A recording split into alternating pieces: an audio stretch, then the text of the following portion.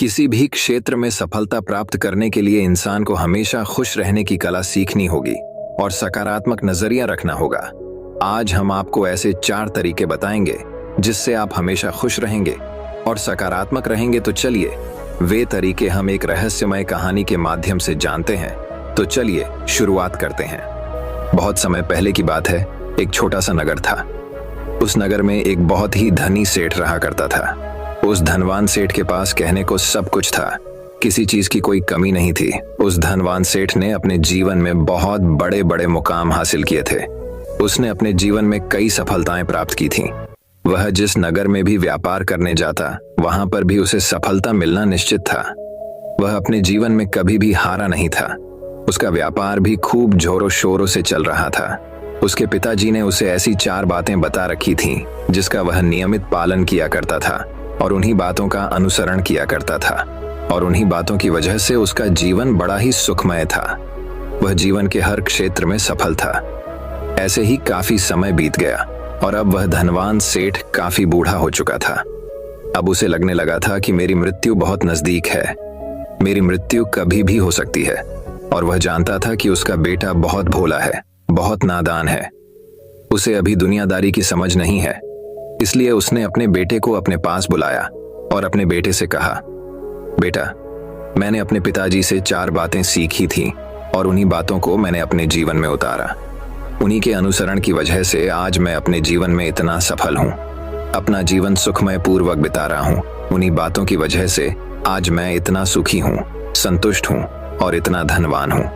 ना ही कभी मुझे कोई बीमारी हुई और ना ही मुझे कभी कोई धन की कमी हुई। और तुम देख ही पा रहे हो कि मैं इस नगर का सर्वश्रेष्ठ धनवान हूं। लेकिन आज मेरे पास जो कुछ भी है, मैं उससे संतुष्ट हूं, मैं खुश हूं। लेकिन मैं चाहता हूं कि तुम मुझसे भी आगे बढ़ो, तुम और नाम कमाओ, तुम और धन कमाओ, लोग तुम्हारे बारे में जाने, तुम्हें पहचाने, क्योंकि हमारा समय कुछ और था और तुम्हारा आने वाला समय कुछ और ही है। उस धनवान सेठ ने अपने बेटे को अपने और करीब बुलाया और उससे कहने लगा, बेटा, आज मैं तुमको दुनिया की ऐसी 4 महत्वपूर्ण बातें बताने जा रहा हूं जो मुझे मेरे पिताजी ने बताई थी, और इसी के कारण आज मैं इतना सफल हूं। यदि तुमने इन सभी बातों को अपने जीवन में उतार लिया, इनका नियमित तौर पर पालन किया, इनका अनुसरण किया, तो तुम भी अपने जीवन में बहुत धनवान बन जाओगे, अपने जीवन को बहुत सुखमय तौर पर बिताओगे। इन बातों के अनुसरण से ना तो तुम्हारे घर परिवार में कोई दुख आएगा और न ही तुम्हारे व्यापार में कभी कोई परेशानी उत्पन्न होगी। इतना कहकर धनवान सेठ अपने बेटे को 4 बातें बताना शुरू करता है। वह कहता है, बेटा, सबसे पहली बात है काम पर छांव में जाना और छांव में आना। दूसरी बात, अपने घर के चारों तरफ चमड़े की बाड़ रखना। तीसरी बात, हमेशा खाने को मीठा करके खाना। और चौथी बात, अपनी पत्नी को हमेशा बांध कर रखना। इतना कहकर वह धनवान सेठ अब निश्चिंत हो चुका था। वह यह जानता था कि उसका बेटा बहुत भोला है। वह अपने पिता की बात अवश्य मानेगा और इन सभी 4 बातों को अपने जीवन में उतारेगा और इनका अनुसरण भी करेगा। देखते देखते कुछ महीने बीत गए और फिर एक दिन धनवान सेठ मृत्यु को प्राप्त हो गया। अपने पिता की मृत्यु के बाद उस धनवान सेठ के बेटे ने उन सभी 4 बातों को एक कागज पर लिख दिया ताकि वह उन्हें भूल ना जाए, और उन्हीं बातों को वह अपने जीवन में उतारने लगा। उन 4 बातों का अनुसरण करने लगा। सबसे पहली बात जो उसके पिता ने उससे कही थी, छांव में जाना और छांव में आना, तो उसने अपने घर से लेकर अपनी दुकान तक पूरे रास्ते पर एक ईटी लगवा दिया, क्योंकि उसके पास पैसा तो बहुत था और उसे कोई रोकने वाला भी नहीं था। जब भी कोई उससे पूछता कि आखिर तुमने ऐसा क्यों किया, तो वह उसके जवाब में बस इतना ही कहता कि मेरे पिताजी ने मुझसे ऐसा ही करने को कहा है। इसके बाद उसने अपने पिता की अगली बात का अनुसरण किया। उसने अपने घर के दोनों तरफ चमड़े की एक दीवार खड़ी करवा दी। इसे देखकर आसपास के लोग बहुत क्रोधित हो गए। वे लोग उससे झगड़ा करने पर भी उतर आए। कई लोगों ने तो यह तक कह डाला कि आखिर तुमने ऐसा क्यों किया, चमड़े की बार तुमने क्यों खड़ी करवा दी? चमड़े से बहुत बदबू आती है और इससे हमें तकलीफ होती है, इसे आज ही निकलवा दो। लेकिन कोई उसका कुछ भी ना बिगाड़ सका, क्योंकि उसके पास बहुत पैसा था। इसलिए कोई भी व्यक्ति उसका ज्यादा समय तक विरोध न कर सका, और उसने भी मन बना लिया था कि वह अपने पिता की सभी बातों को पूरे दिल से मानेगा। उसके पिता ने उसे तीसरी बात कही थी, खाने को मीठा करके खाना। जिस कारण वह अपनी पत्नी से हर रोज खाने में कुछ मीठा ही बनवाता था।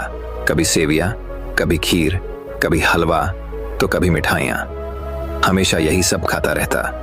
और उसके पिता ने उसे चौथी बात कही थी, अपनी पत्नी को हमेशा बांध कर रखना, जिस कारण वह हर रोज अपनी पत्नी को रस्सी से बांध कर रखता था। ऐसे ही कई दिन बीत गए और देखते ही देखते अब वह सेठ के बेटे का जीवन धीरे धीरे बर्बाद होने लगा था, क्योंकि उसने अपने पिता की सभी बातों का गलत मतलब निकाला था और वह उसी के अनुसार उनका पालन कर रहा था। देखते देखते उसका उतना बड़ा व्यापार अब ठप होने लगा था। उसके यहाँ पर ग्राहकों की संख्या कम होने लगी थी, क्योंकि जब उसका मन करता तब वह दुकान जाया करता और जब उसका मन करता तो वह दुकान से वापस घर लौट आता। उसका अपने पिताजी के इस कारोबार में मन नहीं लगता था। इस कारण उसके सारे ग्राहक अब उससे नाराज होने लगे थे। उसके सारे ग्राहक अब एक एक करके उस दुकान को छोड़ते चले जा रहे थे। इसी कारण उसका पूरा व्यापार ठप हो चुका था, जिस व्यापार को खड़ा करने में उसके पिताजी ने खून पसीना एक कर दिया था। उस व्यापार को उसने कुछ ही महीनों में पूरी तरह से बर्बाद कर दिया था। अब उसका धंधा बहुत कम हो चुका था, जिस कारण वह बहुत परेशान रहता था। वह बहुत चिंतित रहता था और इसके साथ ही उसने अपने घर के चारों तरफ चमड़े की दीवार खड़ी करवाई थी। उस कारण आसपास पर बहुत गंदी बदबू फैल चुकी थी। इसलिए जो भी उसके आसपास रहते थे उन सभी ने वह घर छोड़कर कहीं और पर अपना बस बसा लिया। चमड़े की बदबू के कारण अब उसके घर में भी कोई नहीं आता था। यहाँ तक कि उसके मित्र और रिश्तेदार भी उस घर में आने से कतराते थे। लेकिन अब भी उसे समझ नहीं आ रहा था कि आखिर यह सब हो क्यों रहा है। वह बहुत परेशान रहने लगा था और वह हमेशा मीठा भोजन किया करता था, जिस कारण उसका वजन बहुत ज्यादा बढ़ चुका था और इस मोटापे के कारण उसके शरीर में ना जाने कितनी सारी बीमारियों ने अपना घर बना लिया था। इन्हीं कारणों से अब उसका पैसा भी इन चीजों में बर्बाद होने लगा था। और अपने पिता की चौथी बात उसने मानी थी, वह थी अपनी पत्नी को बांध कर रखता, जिसकी वजह से उसकी पत्नी उससे नाराज हो गई और वह घर छोड़कर अपने मायके लौट गई। उसने अपनी पत्नी को मनाने की कोशिश की, तरह तरह के उपाय किए, लेकिन उसकी पत्नी नहीं मानी। और वैसे भी कोई भी स्त्री ऐसे मर्द के साथ क्यों रहना चाहेगी जो उसे बेवजह ही बेबात पर बांध कर रखता हो। देखते देखते अब वह सेठ के बेटे का पूरा जीवन बर्बाद हो चुका था। ना तो अब उसके पास व्यापार बचा था, ना ही धन, ना ही उसकी पत्नी और ना ही वह रिश्तेदार जो पैसों के लिए उसके आसपास घूमा करते थे। और तो और अब उसका स्वास्थ्य भी ठीक नहीं रहता था, जिस कारण वह बहुत चिंतित रहने लगा था, बहुत परेशान रहने लगा था। उसे यह सब समझ ही नहीं आ रहा था क्या हो रहा है और क्यों हो रहा है। इन सभी बातों को लेकर तो बहुत परेशान रहता और वह मन ही मन अपने पिताजी को कोसा करता। कहता, पिताजी, आपने तो मेरा पूरा जीवन बर्बाद कर दिया। आपकी उन 4 बातों के कारण आज मुझसे मेरा सब कुछ छिन चुका है। ना तो मेरे पास व्यापार रहा, ना ही धन दौलत, ना ही वह रिश्तेदार, ना ही मेरी पत्नी, और यहाँ तक कि मेरे स्वास्थ्य ने भी मेरा साथ छोड़ दिया है। आप ही के कारण आज मेरा पूरा जीवन बर्बाद हो चुका है। यदि मैंने आपकी वह 4 बातें ना मानी होती, यदि मैंने उन्हें अपने जीवन में ना उतारा होता, तो आज मैं एक सुखमय जीवन जी रहा होता। आपकी इन 4 बातों पर चलकर मुझे क्या मिला? मैंने एक आज्ञाकारी बेटे की तरह आपकी सारी बातें भली भांति मानी, उन पर यकीन किया, उनका अनुसरण किया, लेकिन मैं ही मूर्ख था जो मैंने आपकी उन बातों पर आंख बंद करके यकीन कर लिया। इतना कहकर वह फूट फूट कर रोने लगा। तभी उसे एक दिन पता चला कि उसके पास के नगर में एक साधु आए हुए हैं और वह साधु सभी की समस्याओं का हल बताते हैं। चाहे कैसी भी समस्या हो, वह उसका निवारण अवश्य करते हैं। ये सुनकर उसने सोचा कि चलो एक बार मिलकर देखता हूं, हो सकता है कि मेरी भी समस्या का समाधान मुझे मिल जाए। इस आशा के साथ वह उन साधु के पास पहुंचा। वहां पहुंचकर सीधा उनके चरणों में जा गिरा और जोर जोर से रोने लगा। वह कहने लगा, हे गुरुवर, अब आप ही मुझे बचा सकते हैं। मेरे पिताजी ने तो मेरा पूरा जीवन बर्बाद करके रख दिया। आज मेरी जो भी स्थिति है वह सब मेरे पिताजी के कारण ही है। मेरे पिताजी ने मुझे जैसा कहा मैंने वैसा ही किया। हमेशा एक अच्छे बेटे की तरह उनकी सारी बातें मानी, अपने सारे फर्ज निभाए। और देखिए मेरे पिताजी ने मेरे साथ क्या किया। मरते मरते भी वह मुझे गलत बात सिखा गए और उसका खामियाजा मुझे आज भुगतना पड़ रहा है, क्योंकि मैंने उनकी सभी बातों को अपने जीवन में उतारा, उनका अनुसरण किया। और देखिए आज मेरे साथ क्या हो गया। मेरा तो पूरा जीवन ही बर्बाद हो गया। मैं अब तक यह नहीं समझ पाया कि मेरे पिताजी ने मेरे साथ ऐसा क्यों किया। क्या मैंने उनके साथ कुछ गलत किया था? इतना कहकर वह उन साधु के सामने और भी जोर जोर से रोने लगा। तभी वह साधु महाराज उस सेठ के बेटे से कहते हैं, बेटा चुप हो जाओ, पहले मुझे अपनी सारी बात तो बताओ। आखिर तुम्हारे साथ क्या हुआ है? तुम इस तरह से क्यों रो रहे हो? तुम्हारी इस परेशानी का क्या कारण है? उन साधु के इतना कहने पर उस सेठ के बेटे ने पर्ची उन साधु के हाथ में रख दी, जो उसने अपने पिता की मृत्यु के बाद लिख रखी थी, जिसमें उसने अपने पिता की चारों बातें लिखी थी। उन साधु ने पर्ची ली और उसे पढ़ने लगे और उन्होंने जैसे ही वह पढ़ा, वह जोर जोर से हंसने लगे। और वह उस सेठ के बेटे से कहते हैं, तुम कितने बड़े मूर्ख हो। तुम्हारे पिता ने तो तुम्हें दुनिया का सारा ज्ञान दे दिया, लेकिन तुम उसे समझ नहीं पाए। तुम उसका सही तरह से पालन नहीं कर पाए और कहते हो कि तुम्हारे पिता ने तुम्हें गलत राह दिखाई है, तुमने गलत संदेश दिया है। तुम्हारे पिताजी तो तुम्हारी परीक्षा ले रहे थे कि तुम उनकी बातों को समझ पाते हो या नहीं, तुम उनकी बातों का सही मतलब निकाल पाते हो या नहीं। यदि वह चाहते तो इसका मतलब तुम्हें अच्छी तरह से बता सकते थे, लेकिन वह चाहते थे कि तुम इन बातों का मतलब खुद से जानो, खुद से समझो कि इन बातों का क्या अर्थ है। लेकिन अब तो ऐसा प्रतीत होता है कि मानो तुम्हारी बुद्धि बिल्कुल भ्रष्ट हो चुकी है। तुमसे बड़ा मूर्ख मैंने आज तक नहीं देखा। जिसके पास दुनिया का इतना बड़ा ज्ञान हो, वह भला इतनी बड़ी मूर्खता कैसे कर सकता है? तुम्हारे पास कोई ज्ञान नहीं है, तुमने कोई भी ज्ञान अर्जित ही नहीं किया। अगर तुम इन बातों का सही मतलब समझ चुके होते तो तुम भी अपने जीवन में अपने पिता की तरह ही सफल होते, खुश होते और तुम्हारा जीवन सुखमय तरह से बीत रहा होता। लेकिन तुम इतने बड़े मूर्ख हो कि तुमने अपने पिता की बातों का गलत मतलब निकाल लिया। उन बातों के मतलब के बारे में तुमने सोचा तक नहीं। उन्होंने जैसा कहा तुमने वैसा करना शुरू कर दिया। यदि तुम्हें उन बातों का अर्थ नहीं पता चल रहा था तो तुम किसी ज्ञानी से मिल सकते थे, तुम उससे उस बात का मतलब निकाल लेते। लेकिन जैसा तुमने अपने पिता की इन बातों को समझा है, इसका मतलब वैसा नहीं है। इस पर वह धनवान सेठ का बेटा कहता है गुरुवर, आप क्या कहना चाहते हैं? क्या मैं अपने पिता की बातों को सही नहीं समझ रहा? और वैसे भी इसमें समझने लायक है क्या? उन्होंने तो सब कुछ साफ साफ ही बताया था और मैंने उन्हें अपने जीवन में उसी तरह से उतार लिया, तो फिर मैंने गलत क्या किया है? इस पर गुरुवर एक बार फिर मुस्कुराने लगे और उस सेठ के बेटे से कहते हैं, बेटा, ये जो बातें लिखी गई हैं, इन बातों के पीछे एक गहरा अर्थ है जिसे तुम समझ नहीं पाए। इसी कारणवश तुमने यह मूर्खता कर दी और इसी कारणवश तुमने अपना पूरा जीवन बर्बाद कर लिया। लेकिन अब भी कुछ नहीं बिगड़ा, अब भी तुम्हारे पास बहुत समय है। यदि तुम चाहो तो अब से मेहनत करके भी तुम अपने जीवन में एक बार फिर से वह खुशहाली व समृद्धि सब कुछ हासिल कर सकते हो। इस पर वह सेठ का बेटा कहता है, ठीक है, कृपया करके मुझे उन चारों बातों का मतलब समझाइए। आखिर उन चार बातों का क्या अर्थ है? इस पर साधु सेठ के बेटे को कहते हैं, तुम्हारे पिताजी ने तुमसे कहा था काम पर छांव में जाना और छांव में आना। इसका मतलब यह है सूर्य निकलने से पहले ही तुम दुकान पर पहुंच जाना और सूर्यास्त होने के बाद ही तुम वापस घर आना, जिससे तुम्हें दुकान पर अधिक से अधिक समय मिल पाएगा। तुम उस काम को अच्छी तरह समझ पाओगे, उस काम को अच्छी तरह से कर पाओगे, उस काम को बढ़ाने में तुम अपना दिमाग लगा पाओगे और तुम अपने काम में तरक्की कर पाओगे। लेकिन तुमने तो इसका गलत ही मतलब निकाल लिया। तुमने तो अपने घर से लेकर दुकान तक एक ऐसा टेंट लगवा दिया जिसे तुम छांव में आ सको और छांव में जा सको। अब तुम ही बताओ, क्या तुमने अपने पिताजी की इन बातों का सही मतलब समझा था? यह सुनकर वह सेठ का बेटा जोर जोर से रोने लगा और कहने लगा, हाय गुरुवर, मेरी ही गलती थी। मैंने अपने पिता की इन बातों का गलत मतलब निकाला और इसी कारण वर्ष आज मैं पूरी तरह से बर्बाद हो चुका हूं। मैं ही सबसे बड़ा मूर्ख था। मेरे पिताजी ने तो मुझे इतना महत्वपूर्ण ज्ञान दिया था, लेकिन मैं उस हीरे को पत्थर समझ बैठा। आगे वह सेठ का बेटा उन गुरुवर से कहता है कि गुरुवर, दूसरी बात क्या है? उसका अर्थ क्या है? आगे गुरुवर दूसरी बात का अर्थ समझाते हुए कहते हैं, चमड़े की बाढ़ करवाना। इसका अर्थ यह है कि तुम अपने घर में कुत्ता या बिल्ली पालना। जब तुम अपने घर में कुत्ता बिल्ली पाल लोगे तो यह तुम्हारे घर की चारों ओर से रक्षा करेगा, जिससे तुम्हारी धन दौलत पूरी तरह से सुरक्षित रहेगी और तुम बेफिक्र होकर दुकान पर मन लगा सकोगे, बेफिक्र होकर दुकान के कामों को समझ सकोगे और तरक्की कर पाओगे। और तो और तुम्हारे मन में कभी यह भी डर नहीं होगा कि कहीं कोई चोर आकर मेरी संपत्ति न चुरा ले। चमड़े की बाड़ करवाने का असली मतलब ये है, लेकिन तुमने तो चमड़े की बाड़ करवाने का मतलब कुछ और ही निकाल दिया।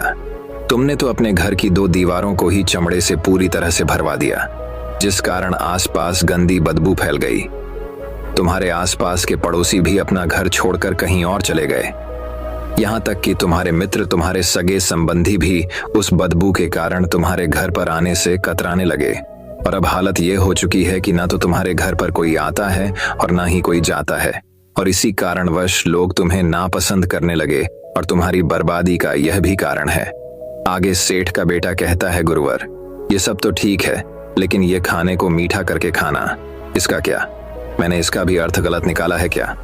मैंने तो अपने पिता की बातों के कहे अनुसार ही हर रोज मीठा खाया, और आज देखिए मेरा शरीर कितना वजनदार हो चुका है, जिस कारण मुझे अनेक प्रकार की बीमारियों ने घेर रखा है। क्या मैं इस बात को भी गलत समझ रहा था? इस पर वह साधु उस सेठ के बेटे से कहते हैं, हाँ, तुमने इस बात का भी गलत मतलब ही निकाला है। मीठा करके खाने का अर्थ यह है कि जब भी तुम्हें भूख तेजी से लगे तभी तुम्हें भोजन करना है, ना उसके पहले और ना उसके बाद। अन्यथा यदि तुम्हें भूख न लगी होगी और तुम्हें भोजन मिल जाए तो तुम उस भोजन की कभी कदर नहीं करोगे। वह रोटी तुम्हें कभी मीठी नहीं लगेगी, फिर चाहे वह भोजन कितना भी स्वादिष्ट क्यों ना हो, चाहे भोजन कितना भी लाजवाब क्यों ना हो, तुम उसकी कदर कभी नहीं कर पाओगे, तुम उसका सम्मान कभी नहीं कर पाओगे। किंतु जब एक व्यक्ति को जोरों की भूख लगी होती है तो उसके सामने यदि तुम सूखी रोटी भी रख दो तो भी वह उसके लिए किसी पंचमेल से कम नहीं है। वह उसे प्रेम पूर्वक खाता है, उसका आदर करता है, उसका सम्मान करता है, और वह रोटी उसे मीठी लगती है। इसीलिए तुम्हारे पिताजी ने यह कहा था कि भोजन मीठा करके खाना, जिससे तुम्हारा स्वास्थ्य भी अच्छा रहेगा। क्योंकि जब एक व्यक्ति को भूख लगी होती है और उस समय पर जब वह भोजन करता है तो वह उसके लिए एक अमृत समान होता है, और वहीं पर जब किसी व्यक्ति को भूख न लगी हो और ऐसे समय पर वह भोजन करता है तो वह उसके लिए जहर समान है, वह उसे बहुत नुकसान पहुंचा सकता है। लेकिन तुमने तो इसका भी गलत मतलब निकाला था। तुम हर रोज मीठा खाने लगे, जिस कारण तुम्हारा वजन बढ़ने लगा, और इसी कारणवश तुम्हारे शरीर में अनेक रोग ने अपना घर बना लिया और यह तुम्हें मृत्यु के करीब ले जा रहा था। इसलिए आज से जब भी तुम्हें जोरों की भूख लगे तभी भोजन करना तुम्हारे लिए अत्यधिक फायदेमंद होगा और तुम्हारे शरीर को हमेशा निरोगी बनाने में तुम्हारी मदद करेगा। और जब भी तुम्हें भोजन की आवश्यकता ना हो, तुम्हें भूख ना लगी हो, ऐसे समय पर भोजन कभी ना करना। ये तुम्हारे लिए बहुत नुकसानदायक साबित होगा, और यही तुम्हारी तीसरी गलती थी जिस कारण तुम्हारा पूरा जीवन बर्बाद हो रहा था। आगे सेठ का बेटा कहता है, चौथी बात तो बिल्कुल साफ लिखी गई है, अपनी पत्नी को हमेशा बांध कर रखना, तो इसका अर्थ भी कुछ और है। क्या मैंने इसका भी गलत मतलब निकाला है? इस पर साधु कहते हैं, हाँ बेटा, अपनी पत्नी को बांध कर रखने का अर्थ यह नहीं है कि तुम रोज रस्सी से बांध कर रखो, बल्कि इसका अर्थ तो यह है कि जब भी तुम दोनों के बीच में कोई आपसी मतभेद हो जाए, कुछ नोक झोंक हो जाए, तो तुम अपनी पत्नी पर हाथ मत छोड़ना। जब तक एक स्त्री का पति उसके साथ रिश्ते में बंधा होता है तो वह अपने रिश्तों में बंध जाती है और वह अपने रिश्ते को पूर्ण तरीके से निभाने का हर मुमकिन प्रयास करती है। और ऐसे समय पर यदि तुम्हारे बीच कुछ नोक झोंक हो जाए, कुछ गलतियां हो जाएं, और ऐसे समय पर तुम उस स्त्री का हाथ नहीं छोड़ते, वह तुम्हें छोड़कर कभी नहीं जाएगी। लेकिन इसका अर्थ यह भी नहीं है कि तुम अपनी पत्नी पर अत्याचार करो, बल्कि तुम्हारे पिताजी यहाँ पर कहना चाहते थे कि जो भी कोई व्यक्ति तुम्हारे साथ किसी रिश्ते में जुड़ा हुआ है, उसे अपने रिश्ते में इस तरीके से बांध लो कि वह तुम्हारे साथ झगड़े और नोक झोंक के बाद भी नुकसान न पहुंचा सके, वह तुम्हारे साथ कुछ गलत न कर सके और तुम्हारा फायदा न उठा सके।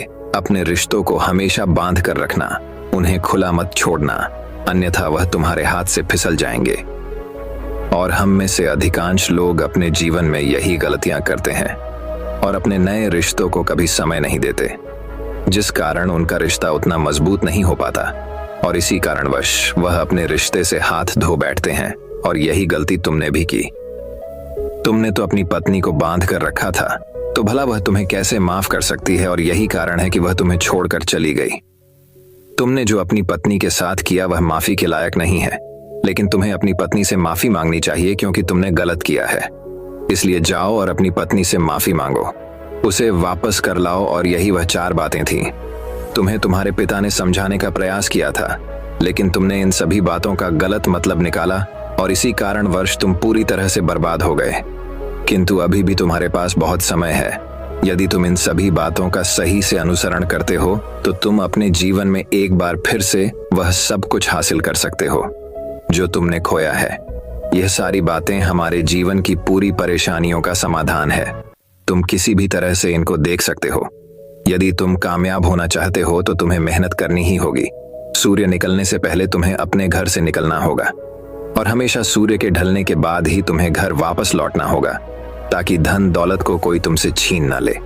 तुम्हें अपने रिश्तों को कुछ इस तरीके से बांधना होगा ताकि वह रिश्ते तुम्हें परेशान ना करें, तुम्हें तकलीफ ना पहुंचाएं, तुम्हारा फायदा ना उठाएं, और हमेशा एक अच्छा और स्वस्थ भोजन करना जब तुम्हें भूख लगी हो, ताकि तुम्हें जो भी सांसें मिली हैं तो उसे खुशी खुशी जी सको, और अपने रिश्तों को हमेशा बांध कर रखना, उन्हें खुला मत छोड़ना, अन्यथा वह तुम्हारे हाथ से फिसल जाएंगे।